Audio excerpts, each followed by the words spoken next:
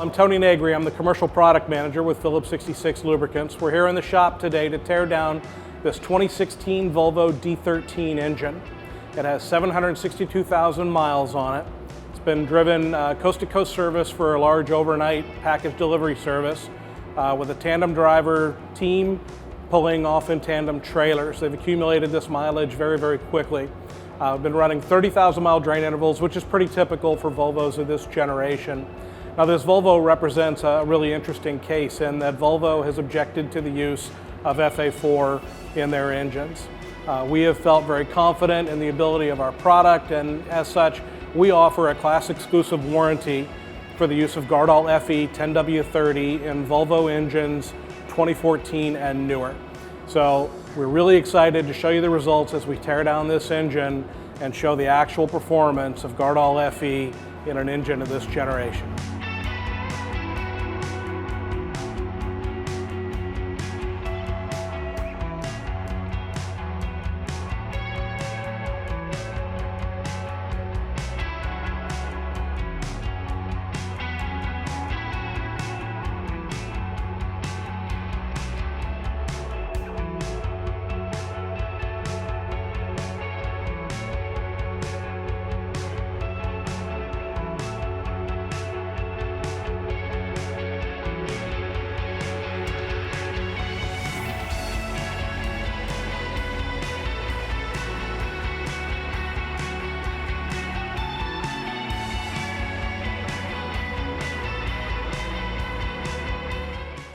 All right, so Shawn, the techs have torn the engine completely down. We got all the parts available to us.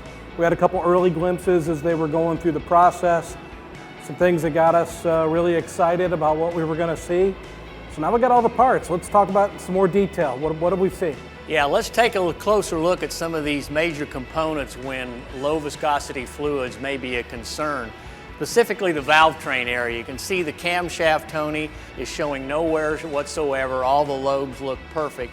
When you go to some of these finer parts where there could be some wear patterns, you can see that there's very minimal wear there, which shows you the lubricant is doing its job, the additive is doing its work, and the viscosity is doing just what it's supposed to do.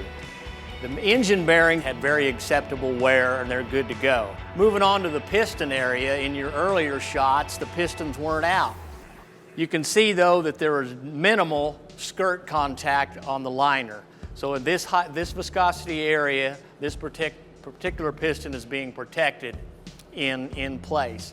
The deposits are also minimal behind the rings. So if there was any concern about oxidation or sludge buildup or anything else, you'd see it on the undercrown and in the ringland. See a little bit of light carbon there. A little bit, there's no concern there. That many miles, that's perfectly normal. You talked a little bit earlier about the liners we saw that weren't all the way disassembled yet. You can see here the crosshatch looks perfect. There's very minimal wear in the ring turnaround zone. This liner looks great for as many miles that were on that engine. Fantastic.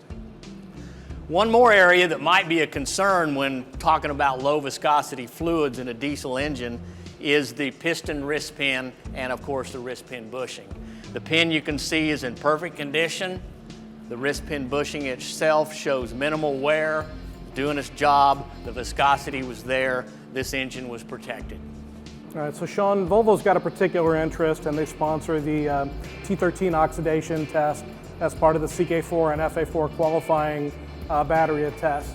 So with respect to oxidation performance, we might expect to see sludge in some areas, maybe see it collect in the oil pan, maybe top of the valve train. What did we see when we looked at We saw absolutely no sludge whatsoever, Tony. The pan itself was perfectly clean. Even in the corners, there weren't any sludge. Another area of concern you might be is in the valve cover. They were perfectly clean, no sludge, no oxidation. The oil was doing its job. This engine ran its entire life on Guardol FE 10W30 after the initial factory fill oil drain, that first drain which happened at 33,000 miles. So the remainder of that total accumulation of miles happened using Guardol FE 10W30, the FA4. So for more information, of course, go to our website, phillips66lubricants.com. Or call our technical hotline at 877-445-9198.